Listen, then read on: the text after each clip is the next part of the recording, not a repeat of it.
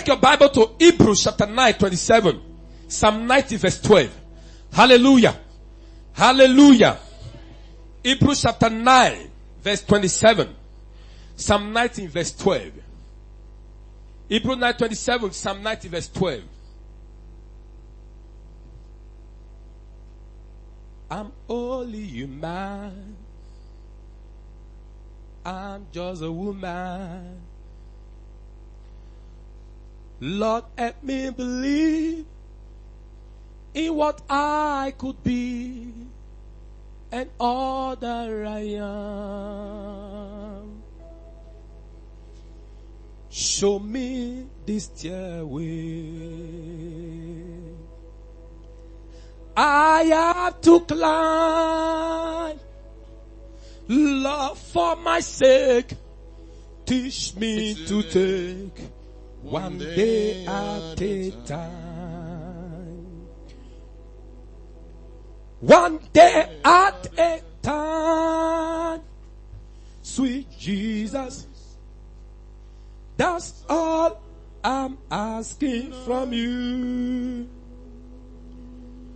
Just give me the strength to do every day what I am to do. Yesterday's gone, sweet Jesus. Tomorrow may never be mine. Lord, help me today. Show me the way, one day at a time. Hallelujah. This is the fifth day I'm preaching now. Hallelujah. Amen. I have a cracked voice. Choristers. Next time I come, I don't think you'll sit there. All of you have to sit here. Hallelujah. Hebrews 9:27, please. You're going to read for me from the screen, please. I think that's King James version there, right? All right. Who's reading for me? And as it is appointed unto men once to die, but after this, the judgment. And as it is appointed once to man, once to what? To die. And after this, the what? Read for me Psalm 19 verse 12. So teach us to number our days. So teach us to number our days. That we may apply our hearts unto wisdom. That we may apply our heart unto what? Wisdom. Amen. I'd like you to stand to your feet and ask to three people, say to them, the inevitable appointment.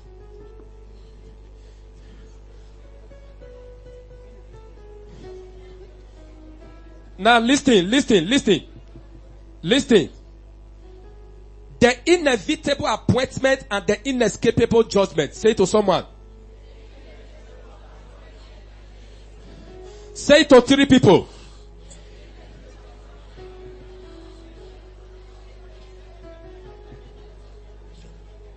Hallelujah. Hallelujah. Now, remember your seat. Amen. Amen. Amen. Say with me, say the inevitable appointment and the inescapable judgment. The place we read from in Hebrews chapter 9, verse 27. The Bible says, for it is appointed once to all men to die. After this, the what? After this, the judgment. I want to start by saying that this world we are is not our home. We are all pilgrims. We are all strangers on this earth. Hallelujah. I say hallelujah. If you take a look at the history of some persons that have lived in this world, both in the Bible days and our present days, they lived as though they were never going to leave this world again. Many lived as if they were the landlord of this world. Many live as if they own this world. Many live as if they were going to live here for eternity. I'm here this way to submit to each and every one of us that we are strangers here on earth. This world is not our home. We came from somewhere, and when our time expires, we are going to leave. Hallelujah. I say hallelujah. The Bible says in Hebrews 9:27, it said, for it is appointed once to all men. Somebody say once. Somebody say once.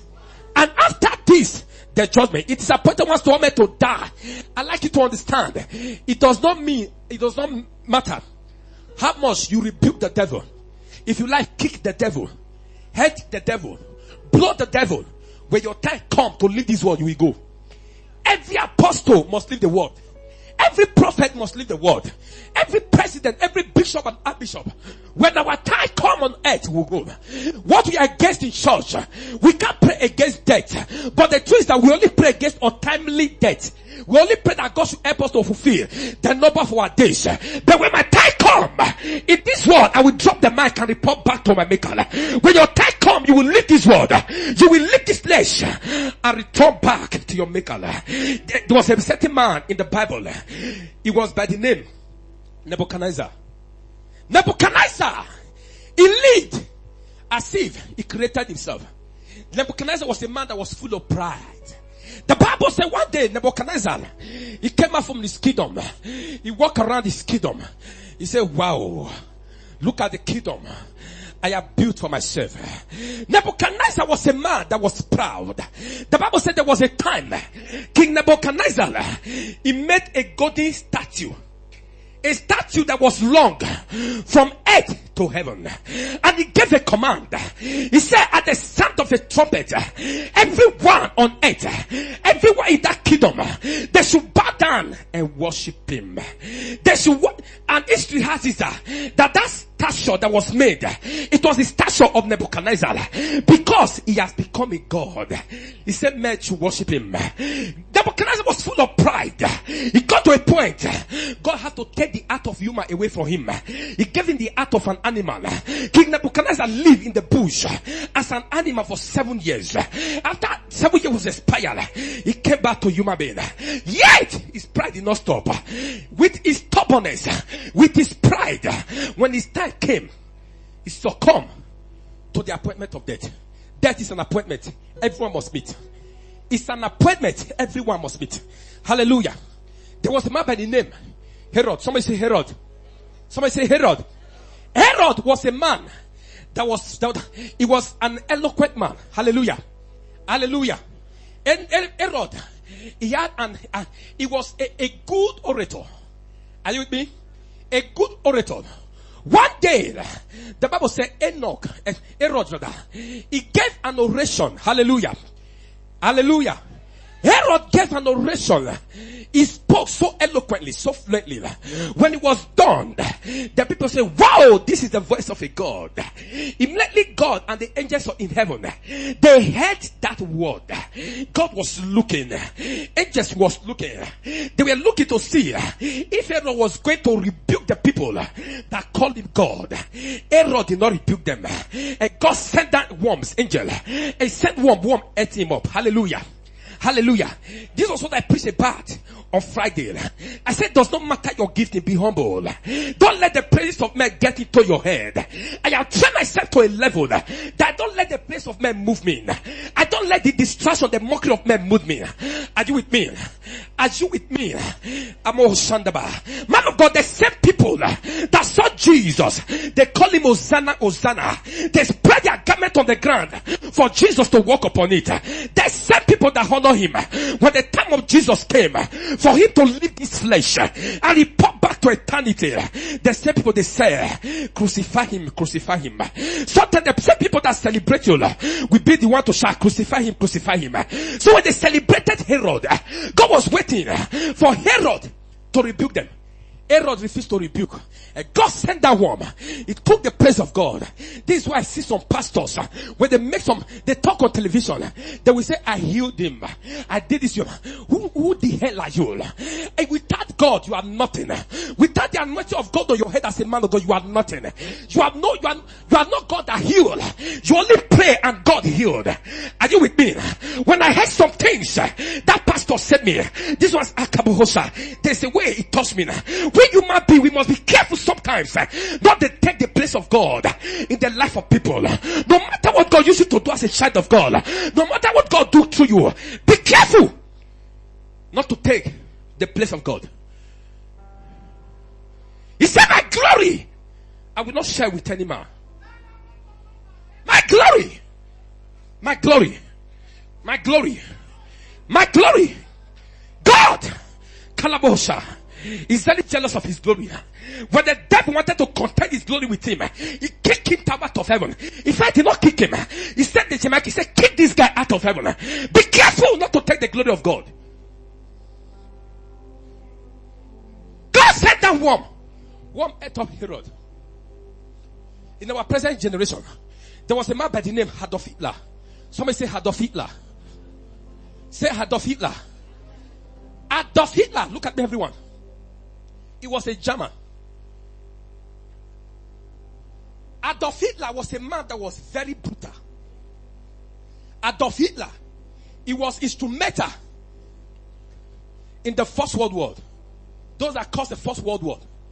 The Second World War was very instrumental. Adolf Hitler, he said, I'm the God of Germany and the terror of the world. Adolf Hitler, he literally, he tore the womb of pregnant women. The Jews tore their womb, bring out like baby. He was brutal. He was a devilish man. As brutal as Adolf Hitler, when his time came, he succumbed to the appointment of death. What does this tell you? It does not matter how strong you are. It does not matter how weak you are. It does not matter how educated you are. It does not matter how uneducated you are. It does not matter how rich you are. It does not matter how poor you are. When your time come, brother, you will report back to your maker. There was a man by the name Idi Amin of Uganda. Idi Amin of Uganda was a man that was very, very brutal. Idi Amin, he literally became like a god to the Ugandans. One day, a bishop challenged Idi Amin of Uganda. Hallelujah. A bishop challenged him for the evil, for the atrocity he was doing. Idi Amin of Uganda, he said they should bring the bishop. When the bishop came, he shot him in the mouth. He said, eat the bullet. But the time came, Idi Amin was banished. He died somewhere in the Middle East. He succumbed to the appointment of death. Nobody is too stubborn. Nobody is too strong. Nobody is too weak. Nobody is too poor. Nobody is too worthy to escape from the inevitable appointment with his or her maker. We used to have there was a man in France. This man was an atheist. Hallelujah. Hallelujah. This man was an atheist. An atheist simply means someone who don't believe on the existence of God. Hallelujah. He was an atheist. One day, this man was by the name Voltaire. Somebody say Voltaire. Somebody say Voltaire. One day, Voltaire stood on his one-story building and he boasted before the world. He said, I don't believe in God. I don't believe the Bible. He said the Bible is just a piece of antiquity. Voltaire boasted, he said, I give the Bible 50 years, just 50 years. He said after 50 years, the Bible will not be found in the hand of any man. It can only be found in some remote museum in some part of the world. He said the Bible will not be in the hand of any man. He boasted. He said 50 years. But before 50 years expire, Voltaire expire. Before 50 years expire, Voltaire succumb to the appointment of death. The story building that Voltaire boasted from, that story building has become a place where Bible is printed in hundreds of thousands, distributed all over the world. When Voltaire was about to die, man of God, when he was about to die, God opened his eye to see the hellfire he was going to. And Voltaire screamed. He said, sorry, not Voltaire, the nurse that was attending to him, brother. He screamed. He said, I hate to see an atheist die. He said, I hate to see an atheist die. Because Voltaire screamed in anguish. because he saw the hair he was going to. Sometimes I see some people, they will say, don't talk to me. Leave me, let me live my life the way I like it. My brother, you are right. My sister, you are right. It is your life. Live it the way you like it. But also understand, somebody gave you this life on trust. God gave you this life on trust. There are people who are more righteous than you, they are in the grave. There are people who are more holy than you, they are in the grave. There are people who are more worthy than you, they are in the grave. He gave you the life on trust. It is true. It is my life. Nobody can talk to me. I will live it the way I want. But I want to assure you, when you leave this earth, you are going to give account to the one that gave you that life. You are going to give account to the one that entrusted you with that life. This world we have is not our own. A great man said, he sing a song. This world is not my home. I am just passing through.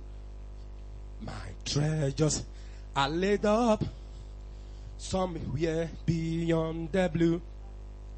The angels beckon me from heavens opened up, and I can feel at home in this world anymore. Oh Lord, you know I have no friend like you. If heaven is not my home, dear Lord, what will I do? The angels beckon me from heavens opened up, and I can feel at home in this world anymore. Oh Lord, you know I have no friend like you. If heaven is not my home, then Lord, what will I do? The angels beckon me from heavens opened up, and I can feel at home in this world. Let's sing it 3 more times. Oh Lord, you know I have no friend like you. If heaven is not my home, then Lord, what will I do? The angels beckon me from heavens opened up, and I can feel at home in this world. 2 more times. Oh Lord, you know I have no friend like you. If heaven is not my home, then Lord, what will I do? The angels beckon me from heavens opened up, and I can feel at home in this world. 1 more time. Anymore. Oh yes, oh Lord, you know I have no friend like you. If heaven is not my home, then Lord, what will I do? The angels beckon me from heavens opened up, and I can feel it. 1 more time. In this world. 1 more time. Oh Lord, you know I have no friend like you. If heaven is not my home, then Lord, what will I do? The angels beckon me from heavens opened up, and I can feel at home in this world anymore. It does not matter how educated you are, your degree will not save you. It does not matter how wealthy you are, your wealth will not save you. The Bible says, naked we came to this world, and naked we will depart. That's what David said in Psalm 90 verse 12. He said, Lord, since I know I am not going to live here forever, I'm not going to live here for eternity, says so, Lord, teach me to number my days, that I may apply my heart unto wisdom. Teach Teach me to know how to take my life step by step. Teach me to know where to go and where to restrain myself from. Teach me to number my days. Our days on earth are number. Don't live in this world as if you are the owner of the world. Don't live in this world as if you are not going to account to anybody. The inevitable appointment and the inescapable judgment. And it's not just the appointment that matters. There's a judgment. There's a judgment that awaits you. That awaits me. There's a judgment that awaits each and every one of us. When you close your eye in death, the next place you open your eye is either heaven on earth. Where are you going to spend eternity? Sometimes we are too conscious. We are too conscious of the way we live our life on earth. We are too conscious of how we take care of this flesh. Not our spirit. Where are you going to spend your eternity? When you leave this world, at most, how we will live? Maybe 80 years. At most, according to Genesis, after God destroyed the world, I think it's Genesis chapter 9, that he said the number of man days will be 120. Hallelujah. Hallelujah. At most 120 years in this generation we live.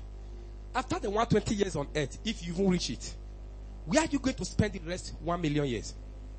2 million years? 3 million years? 4 million years? In Revelation chapter 3, I think verse 20. Please open it. Revelation 3:20. Revelation 3:20. Yeah, I think it's 3:20. Not too sure, but Revelation 3 verse 20. Behold, I stand at the door and knock. If any man hear my voice, I will come in. I will sup with him. He will sup with me. Jesus is knocking on your heart this morning. Hallelujah. Hallelujah. Hallelujah.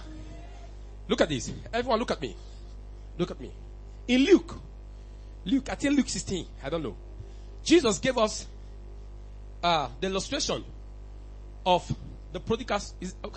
Of the rich man, Lazarus and the rich man, right? Lazarus and the rich man. Hallelujah. Hallelujah. The Bible said Lazarus died. He went to heaven. The rich man died and went to hell. You know, I thought this is a message most people don't like to hear, but it's important to your soul.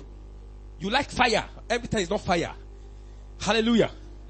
Hallelujah. Hallelujah. The rich man died. He went to hell. Lazarus died. Angel came and carried him to heaven. When the rich man looked up to heaven, he saw Lazarus in Father Abraham's bosom. He said to him, please, could you please send Lazarus to dip the tip of his finger in water and touch my tongue and torment away him? And Father Abraham said, it is not possible. There's no way those in hell can come this way. And there's no way those in the paradise can come over there. He said, okay, no problem. I have 5 brothers on earth.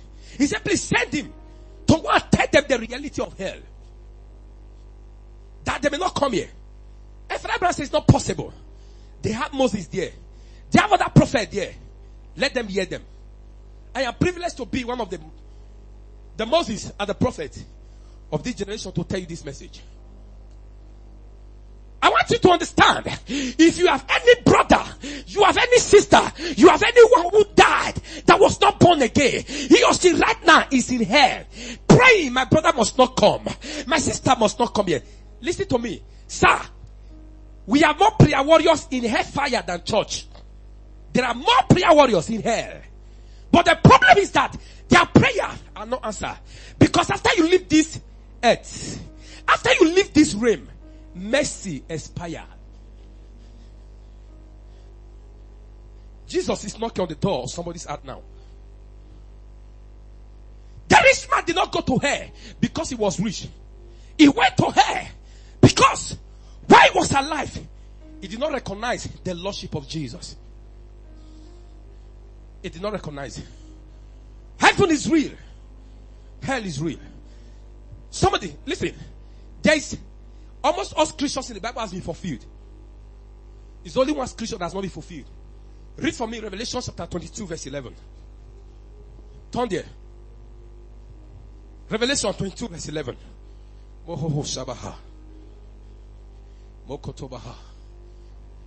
Alright. Close your Bible, everyone. Let's look at the screen. Let's read together. I want to go. It's unjust. Let it be unjust still. He which is filthy, let him be filthy still. And he that is righteous, let him be righteous still. And he that is holy, let him be holy still. Acts 12.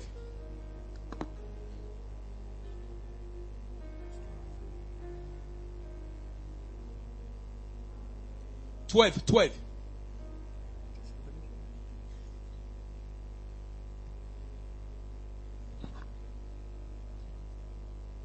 And behold, I come quickly. And my reward is with me to give to every man according to his work shall be. Close your Bible and look at me. Look at me. Look up, everyone.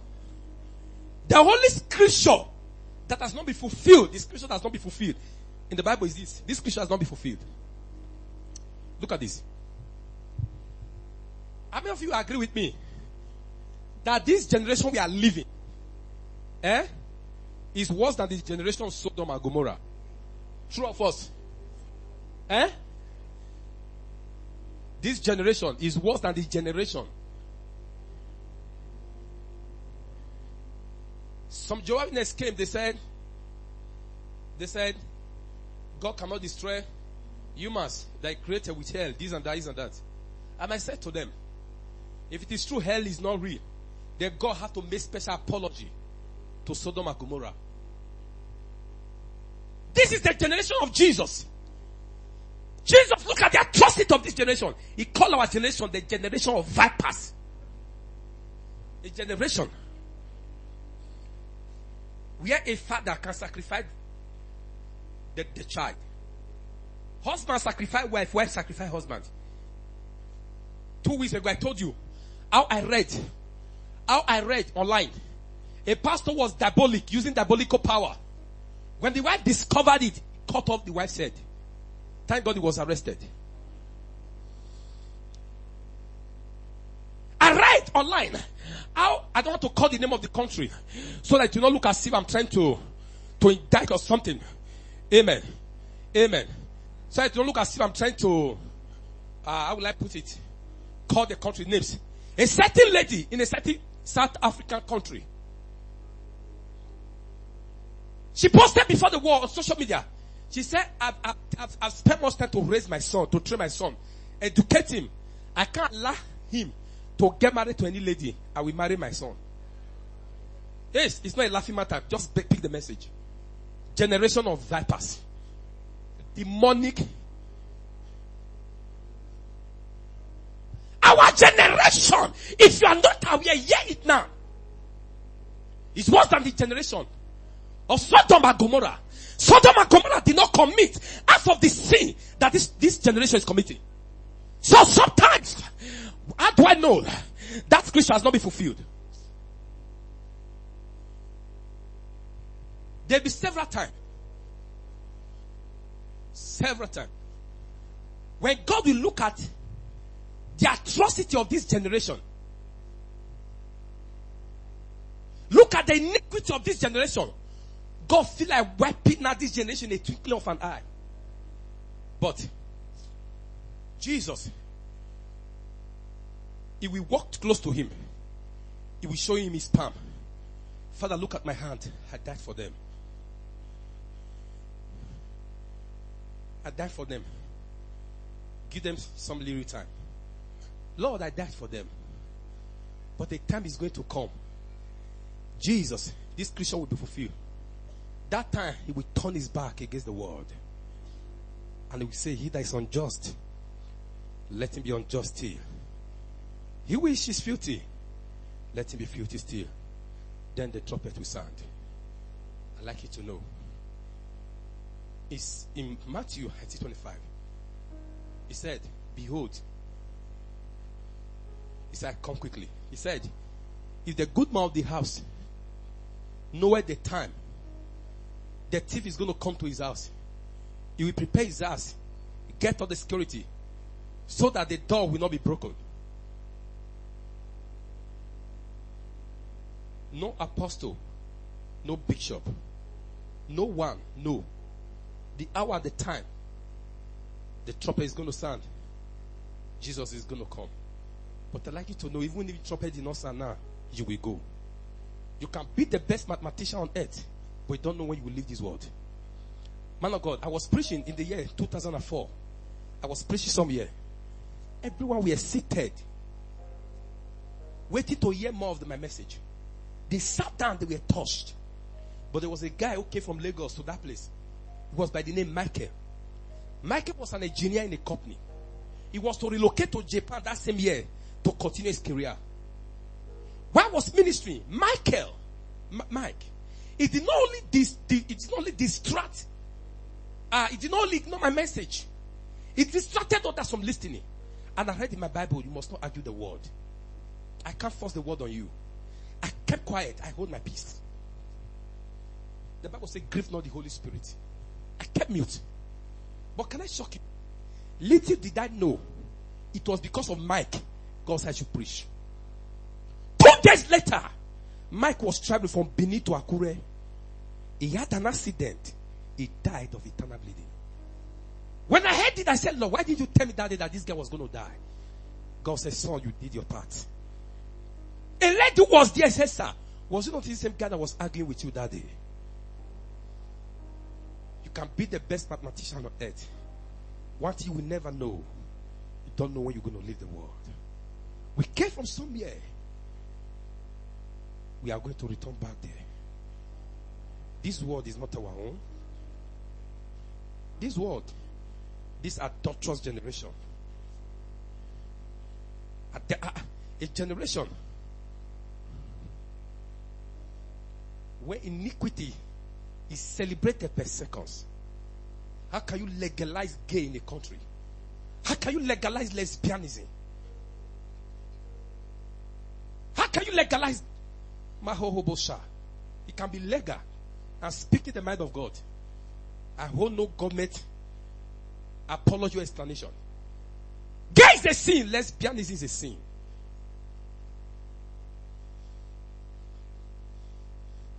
Stand to your feet, everyone.